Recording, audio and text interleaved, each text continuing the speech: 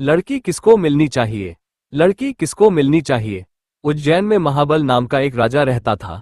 उसके हरिदास नाम का एक दूत था जिसके महादेवी नाम की बड़ी सुंदर कन्या थी। जब वह विवाह योग्य हुई तो हरिदास को बहुत चिंता होने लगी।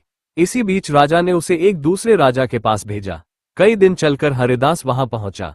राजा ने उसे बड़ी अच्छी तरह से रखा। एक दिन एक ब्राह्मण हरिदास के पास आया। बोला, तुम अपनी लड़की मुझे दे दो। हरिदास ने कहा, मैं अपनी लड़की उसे दूंगा जिसमें सब गुण होंगे। ब्राह्मण ने कहा, मेरे पास एक ऐसा रथ है जिस पर बैठकर जहां चाहो घड़ी भर में पहुंच जाओगे। हरिदास बोला, ठीक है, सवेरे उसे ले आना। अगले दिन दोनों रथ पर बैठकर उज्जैन आ पहुंचे। दैवयोग से उससे पहले हरिदास का लड़का अपनी बहन को किसी दूसरे को और हरिदास की स्त्री अपनी लड़की को किसी तीसरे को देने का वादा कर चुकी थी। इस तरह 3 वर इकट्ठे हो गए।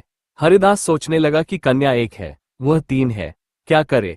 इसी बीच एक राक्षस आया और कन्या को उठाकर विंध्याचल पहाड़ पर ले गया। तीनों वरों में एक ज्ञानी था।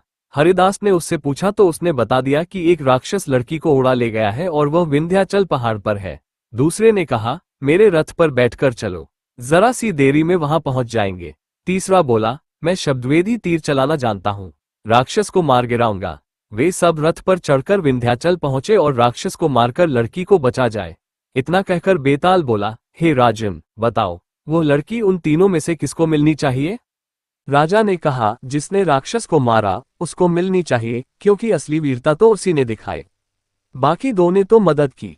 राजा का इतना कहना था कि बेताल फिर पेड़ पर जा लटका और राजा फिर उसे लेकर आया तो रास्ते में बेताल ने छठी कहानी सुनाई।